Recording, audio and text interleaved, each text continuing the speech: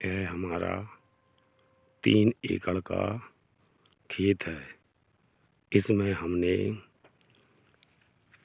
जुलाई के माह में तुरई की फसल लगाई थी।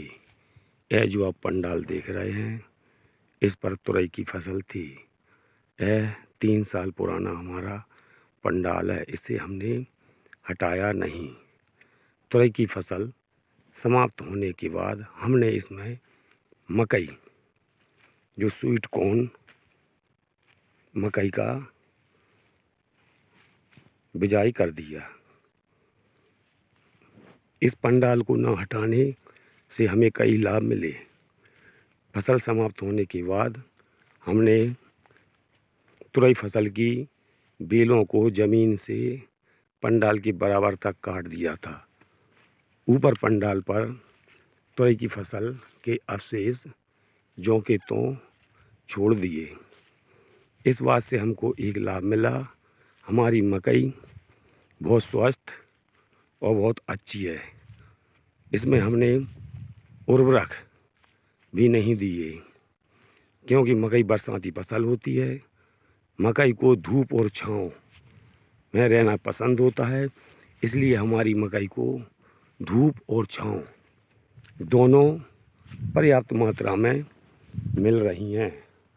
आज 20 दिसंबर को हमारे क्षेत्र में बहुत ज़्यादा पाला पड़ा।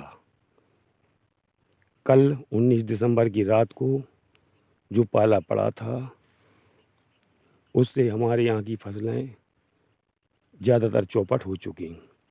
अब आप देखिए, जो मकई के हमारे पौधे पंडाल से बाहर थे, उन पर कितना बुरा असर हुआ है। यह जो आप देख रहे हैं, यह पंडाल के थोड़े बाहर रह गए थे।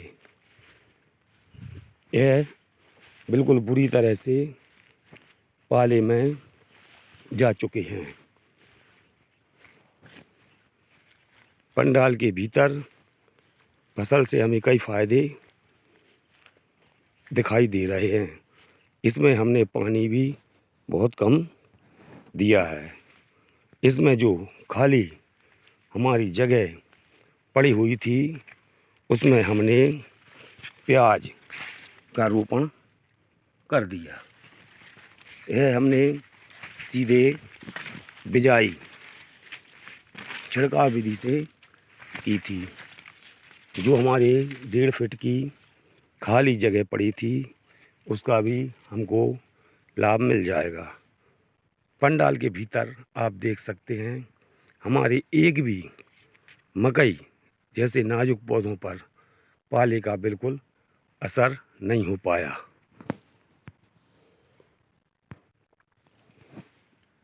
अब मैं आपको दिखाता हूँ हमारे पंडाल के बाहर जो बैगन की फसल थी, उस पर पाले का कितना बुरा प्रभाव पड़ा है। पंडाल के भीतर हमारी पूरी फसल सुरक्षित है। इसमें एक भी पौधे की पत्ती पर भी पाले का असर नहीं हो पाया। मकई के जो पौधे पंडाल के बाहर लगे हुए थे, और जो बैगन की आप फसल देख रहे हैं, यह पंडाल के बाहर की फसल है। यह पूरी तरह से पाले में जा चुकी है। यह पंडाल से लगी हुई हमारी फसल थी। इस मकई को हमने 25 अक्टूबर और 1 नवंबर के करीब लगाया था। अब हम आपको दिखाते हैं हमारा दूसरा पंडाल। इसके नीचे हमारी जो मकई की फसल है, वह अभी बहुत छोटी है, क्योंकि इसे 25 नवंबर के दिन हाथ से बिजाई की थी। हमारे सारे खेत में 3.5 एकड़ में हाथ से ही बिजाई करना पड़ती है, क्योंकि हम 2 साल से इसकी ना जुताई कर रहे और ना इसकी हमने मल्चिंग हटाई।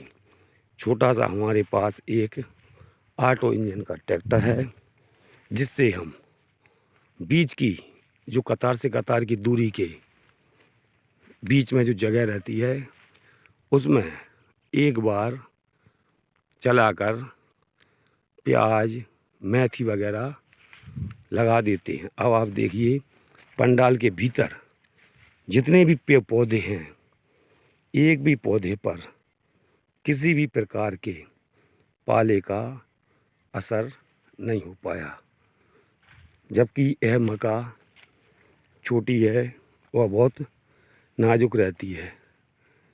यह ज़्यादा सर्दी को सहन नहीं कर पाती। इसके बावजूद भी इसमें इतनी प्रतिरोधक क्षमता उत्पन्न हो चुकी है कि यह पूर्ण रूप से सुरक्षित है, क्योंकि हमारी पुरानी फसल के जो भी अवशेष रहते हैं हम उन्हें न जलाते और न फेंकते। यह हमारी पुरानी फसलों के अवशेष पड़े हुए हैं, इन्हें हम बीच में बिछा कर देते हैं।